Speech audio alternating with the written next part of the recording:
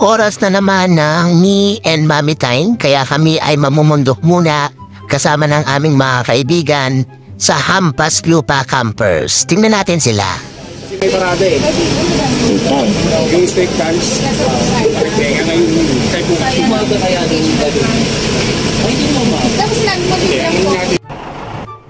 Yun ang aming camping leader na si paring Julius Lumicao na kami ay inorient muna sa aming dadaanan.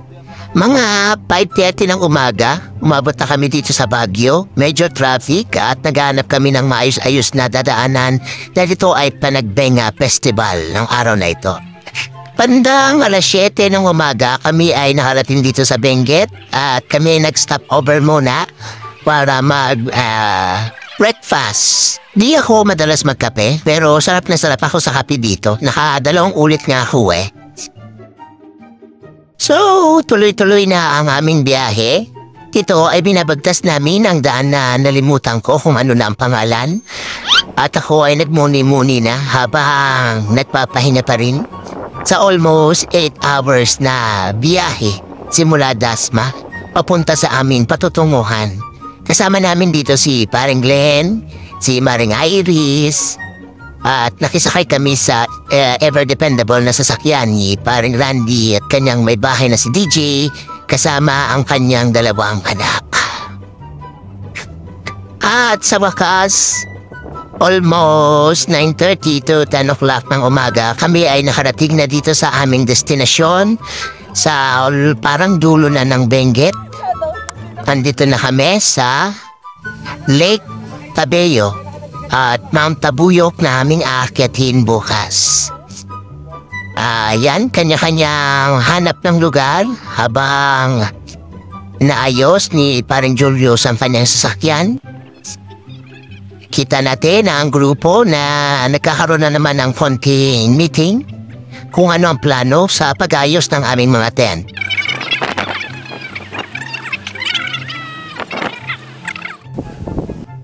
So yun, narinig nyo ang boses ni Mickey Mouse habang nag-usap-usap sila. So eto na, nakahanap na kami ni Mami ng aming popwestuhan, ng aming tent. So again, basic lang ang aming tent. Plug and play, kumbaga. Pagangat, ayan na. Wala na masyadong pag-aayos na nagawin naming problema sa mga darating na oras. Explain namin later. Ayan, sa looban, talagay mga protective cover para sa lamig at para sa mga insekto. Tingnan natin naman si Maring Pen at si Kyle na inaayos ang kanilang bagong tent. Wow! Oh, yan. First time nilang gamitin ito. Nagkakahalaga ito ng budget na ikaw ay mapapawaw. At sa kabila naman ay sila paring Glenn, Maring Iris. Tingnan naman natin ang iba pa nating mga kasama. Si paring Michael at si paring Mike at si paring Julius. Hello! At banda sa malayo, sila paring Randy naming katabi. Pagkatapos ng aming pag-ayos ng aming mga sari-sariling tent, so since tanghalian na, kami ay nagsalo-salo muna sa aming mga naihandang mga lutong ulam na. Para kain na lang kami pagkatapos ng aming pagkagawa ng tent. At ito naman si paring Randy na tinatapos ang finishing touches sa kanyang tutuluyan. At ito, socialization naman tayo dito sa gitnang tent kung saan tayo ay magkukwentuhan at mag-share ng mga buhay-buhay kasama ang mga Hampas Lupa Campers. Share ko lang mga kapatid na hindi biro ang lamig dito. So kitang-kita niyo naman, halos abot kamay na namin ang mga ulap at yan ang bundok na aming aakyatin bukas. Oras na ng aming pagtulog at abuti na lamang at kompleto ang mga nadalang gamit dito ni Mrs. dahil talagang nanunuot na ang lamig. Kitang-kita niyo naman ang lakas ng hangin, no? Lakas ng hangin. Yan, kita ninyo. Sobrang lakas ng hangin sa labas. Sobrang lamig. Sobrang lamig. Si Mami, naka-doubling jacket na at naka ano ba? Tawag dyan, Mami? Sleeping bag. Sleeping bag. Ako din. Pakita ko lang sa inyo kung ano ang aking get up ngayong gabi. Kita niyo naman, 2 jacket na makapal yan. Pero parang di pa rin sapat dahil ako'y giniginaw pa rin at naninigas pa rin ang aking panga sa sobrang lamig. Meron din po ako yan sa aking kamay. Nagulat ako mga bandang 11:00 dahil akala ko ang haba na ng tulog ko pero 11 o'clock pa rin pala. Nagulat ako sa lakas ng hangin na parang dadalhin na ang aming tent. So basang-basa na yan sa labas kasi medyo umuulan-ulan pa. Parang natanggal ang mga secured tali namin sa labas dahil sa lakas ng hangin. No? Rinig na rinig nyo naman. Kitang-kita nyo na yan, diba? Kitang-kita nyo. So yan, sa mga oras na ito, namumblema na ako kung ano na bang mangyayari. Dahil parang mawawala na kami ng tent sa mga oras na ito. Sa mga sandaling ito, pinagdesisyonan ko nang lumabas dahil baka pa rin ang upper cover ng aming tent dahil hiniram lang namin to. Baka hindi na namin alam kung saan namin to makikita bukas. Kitang-kita niyo sa labas, basa ang mga damo, paligid, malakas ang hangin, at talagang sobrang lamig. Pinilit ko lang lumabas dyan pero sobrang ayaw ko sana. Alas 4 ng umaga, nagising na kami ni Jean dahil kailangan naming mag-prepare at alas 5 kami ay aakyat na sa Mount Tabayok. Kahit na sobrang lamig, pinilit namin na tumayo at mag-prepare. Ito ang aming almusal, 2 noodles. Dahil syempre, kailangan medyo may laman ng tiyan sa aming pag-akyat dahil sobrang taas na Mount Tabayok para sa amin tulad na mga beginners. Charing, beginner kunwari. Galing mo! So yan, ang dilim ng lugar. Ayan, magpa 5:30 na. Dahil kailangan namin mag-ayos at para pagbating namin ay wala na kaming aasikasuhin. So inayos na rin namin ang aming mga kagamitan, tinago dahil wala na nga ang aming tent. Ito ang aming mga dadalhin sa aming pag-aakyat sa Mount Tabayok. Siyempre kailangan ng tubig, jelly ace para medyo may laman ng tiyan kahit wala pa tanghalian. Medyo umuulan sa mga oras na ito. Ito ang aming mga kasama, aming leaders. Copy. Next na. Ano tayo? Pre, una ka pre. Ako po yung frontliner. Okay, si ate. Kaya mo naman patulog-turo ka naman siya. At ang akong iiwan Ayos yung body mo Halika na di. Ang body ko to si ate. May instruction pa? Sige, okay lang mabagal tayo. Ate nag-guide Yun na pala. Grabe ang lamig sa mga oras na ito. Talagang nakaka-apekto siya sa aming paglalakad at pag-akyat. So, sa mga oras na ito, naalala niyo ba si ate na aming guide? So, siya po si Maylin na nangakong hindi iwan si Maring Iris. So, nawala po siya dahil inihatid niya na po pabalik si Maring Iris sa aming camping site. Nice. Around 6 a.m., medyo may kadiliman pa at umaambon-ambon ang aming lakad at talagang sobrang lamig.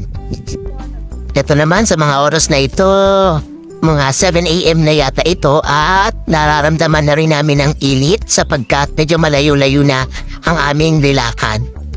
Pero wala pa rin po kami sa kalahati niyan. Kumbaga ay kurot pa lang yan ng aming paglalakad. Wow! Ang Mount Tabayok ay mapunong lugar, malumot, basa, at masikip. Although may mga daan naman na guide sa inyong paglalakad, ingat na lang din dahil maraming mga nakaharang na mga punong, tumba, mga madudulas na bato, at madudulas na mga lumot. sa inyong dadaanan. Hindi na kayo dumaan, ha? Huwag sa bato. Ah, Bira pala. Ikot ka, pre. Meron dito ng akbang, ano? ayaw nga. Teka, sige. Magkalilimutan ha na pwede ring magpahinga.